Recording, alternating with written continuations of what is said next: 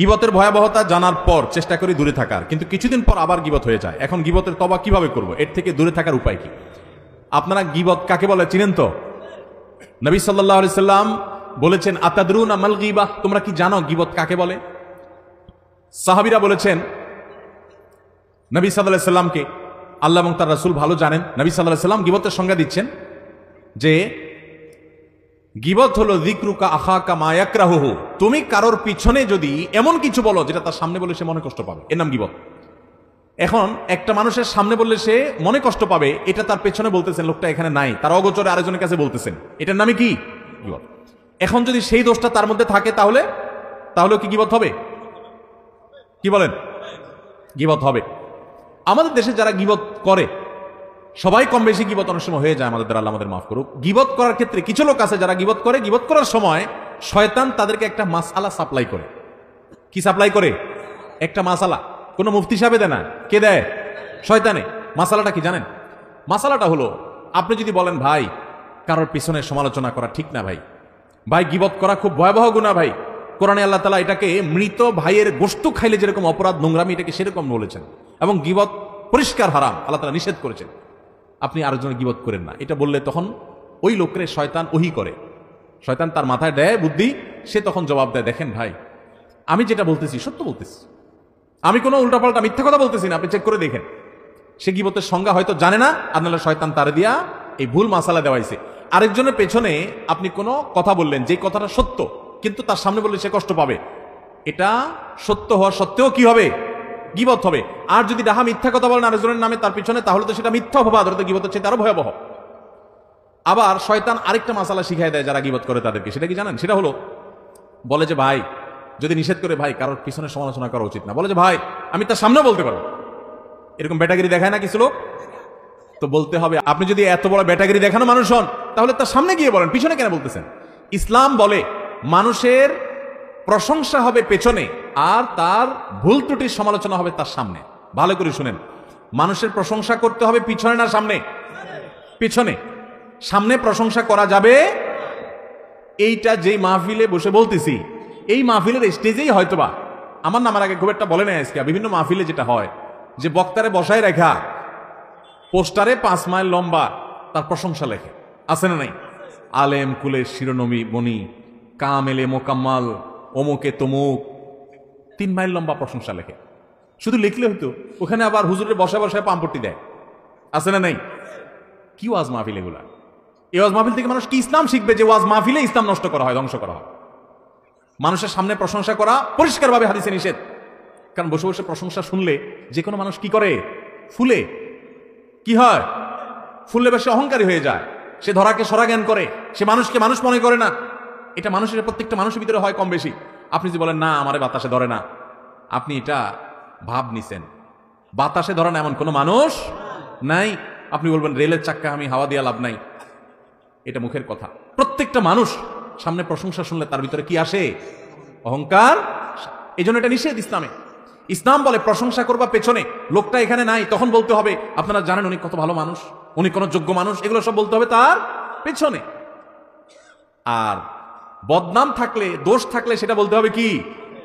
ইসলাম বলে তুমি বেটাগিরি দেখাও, প্রকৃত মানুষ হও, সাহসী হও, সামনে দোষ বলো। আমরা কি করি এখন? সামনে আসে শুধু পাম্পটি দিই, ভাই আপনার মতো মানুষ নাই ভাই, জানেন না ভাই আপনার জন্য দিলটা যে কেমন করে ভাই। আর পেছনে যায় বলি বেটার মতো একটা ডাকাত, একটা অমানুষ আল্লাহর জমিন আরেকটা আছে কিনা সন্দেহ। ঠিক না ভাই? ঠিক। আমরা পিছনে যায় বদনাম করি আর সামনে আইসা পাম দেই। এর কারণে ক্ষতি কি হয় জানেন? আমাকে একজন কয়েকদিন আগে প্রশ্ন করছে, ভাই গীবত কি ইসলামে এত কঠিন শক্তভাবে নিষেধ করছে কেন?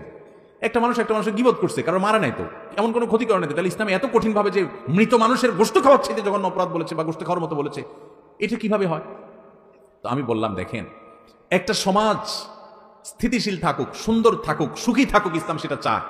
যখন মানুষের সামনে প্রশংসা করবেন তখন লোকটা অহংকারী হবে। অহংকারী লোক দ্বারা কি মানুষ শান্তিতে থাকে না অশান্তিতে থাকে?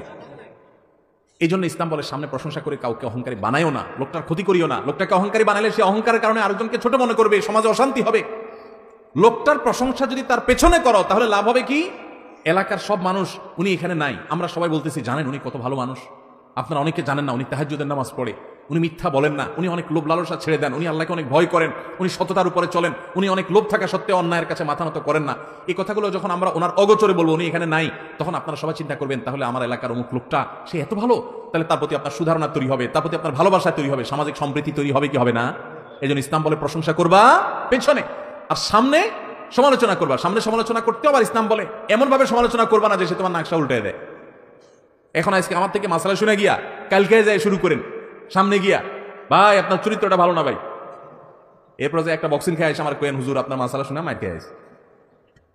আপনারা এইভাবে উল্টা পাল্টা সমালোচনা করতে বলে না ইসলাম। সুন্দর করে বিনয়ের সাথে সামনে পারলে বুঝবেন ভাই আপনি যে মনে কিছু না করেন ভাই, একটা কথা বলতে পারি, কারোর সামনে না, সেটাও মানে ওনার সামনে শুধু, আর কেউ না, লোকের সামনে লজ্জা দেওয়া যাবে না। কি হয়েছে ভাই? ভাই আপনি মনে কিছু করেন না, আপনার এই কথাটা ভাল লাগে না, আপনি বিভিন্ন সময় বলেন, আমার কথা ভুল হলে মাফ করে দিয়েন ভাই, আপনি একা একা চিন্তা করে দেখেন। এভাবে যদি আপনি একটা মানুষকে বলেন, সে কি রাগ করার কথা? হয়তো মুখটা একটু কালো হয়ে যাবে, কিন্তু সে আপনার উপরে চড়াও অন্তত মায়ের অন্তত খাবেন না। এরপরে অগোচরে যায় সে চিন্তা করবে ঠিকই, উপর দিয়ে মুখ যতই কালো হোক চিন্তা করবে লোকটা বলছে আসলে আমার সমস্যা আছে কিনা। তাহলে এই লোকটার সামনে আপনি তার দোষের কথা বলার কারণে তার দোষটা দূর হবে, আত্মসমালোচনা করবে, সমাজ সুন্দর হবে, খারাপের পরিমাণ সমাজ থেকে দূর হবে। ঠিক না ঠিক? এই জন্য ইসলাম বলছে, আল্লাহ নির্দেশ হলো গীবত এটা হারাম। আল্লাহ তাআলা আমাদেরকে গীবত থেকে বেঁচে থাকার তৌফিক দান করুন। এখন প্রশ্ন হলো, এই গীবত থেকে, এটা থেকে বেঁচে থাকার জন্য আমি কি করব, বা আগে গীবত করে ফেলেছি সেগুলো কি করব? কোন মানুষের গীবত করে ফেললে আল্লাহর কাছে তার জন্য মাপ চাইবেন। আমি ওনার গীবত করে ফেলছি, এক্সাম্পল স্বরূপ, তাহলে আমি বলবো ওনার কথা, আল্লাহ আপনি ওনাকে মাফ করে দেন, ওনার ভুল ত্রুটি ক্ষমা করে দেন, ওনার রুটি রুজিতে বরকত দান করেন, ওনার জন্য বেশি বেশি দোয়া করবেন। এটা গীবতের কাফারা ইনশাআল্লাহ। আরেকটা হলো, গীবত হয়ে গেছে, তওবা তো করবেন, লজ্জিত আল্লাহর কাছে মাপ চাইবেন। গীবত হয়ে গেছে, এই লোকটা যাদের সামনে বদনামি করছেন তাদের সামনে আবার যাইয়া পারলে তার সুনাম যেটা তার মধ্যে আছে মিশামিশি না, সেটা আবার বলবেন যে ভাই লোকটার কিন্তু একটা ভালো গুণ আছে, ওই দিন তো আমি একটা খারাপ কথা বলছি, তার কিন্তু ভালো কিছু জিনিস আছে, লোকটা কিন্তু এই দিকটা ভালো, সে কিন্তু ভাই কখনো কারোর সাথে রাগারাগি করে না, গালাগালি করে না, সে কিন্তু ভাই নামাজ ছাড়ে না, সে ভাই কারোর হক কিন্তু মারে না। তাহলে এটা কিছুটা হলেও তার ক্ষতিপূরণ হবে। আর যদি সুযোগ থাকে তার কাছে মাপ চাওয়ার একান্তে, ভাই মনে কিছু করেন না, আপনার পেছনে আপনাকে বদনাম করে ফেলছে, কি করছি আর জিজ্ঞাসা করেন না, আমার অন্যায় হয়ে গেছে ভাই আমার মাফ করে দেন। যদি মাপ চাওয়ার সুযোগ থাকে চাইয়েন। আবার এটাও যার তার কাছে চাইয়েন না, যার তার কাছে চাইতে যাবেন কলারটা ধরে আগে টান দিয়ে বলবে কি বলছো আগে সেটা কো, বদনামি করে মাপ চাইতে এসে চান তো আমার কি বদনামি করছো সেটা কো। এবার তখন চিন্তা করবেন ছেড়ে দেন, কেন্দ্রে বাসি মাপ চাওয়ার দরকার নেই, আমার ছেড়ে দেন। তো এই জন্য এটা বুঝতে হয় যে কোন ব্যক্তি এটা বললে মাইন্ড করবে না, রাগ করবে না, তাকে বলবেন। আর যদি বললে উল্টা রাগ করবে না হয়, তাহলে তার বলার দরকার নেই, আল্লাহর কাছে ইস্তেগফার করবেন এবং অন্য কাফারাগুলো আদায় করবেন। আল্লাহ আমাদের সবাইকে গীবতের গুনাহ থেকে বেঁচে থাকার তৌফিক দান করুন। গীবত থেকে বাঁচার জন্য কি করতে হয় জানেন? পরিবেশ থেকে বাঁচতে হয়।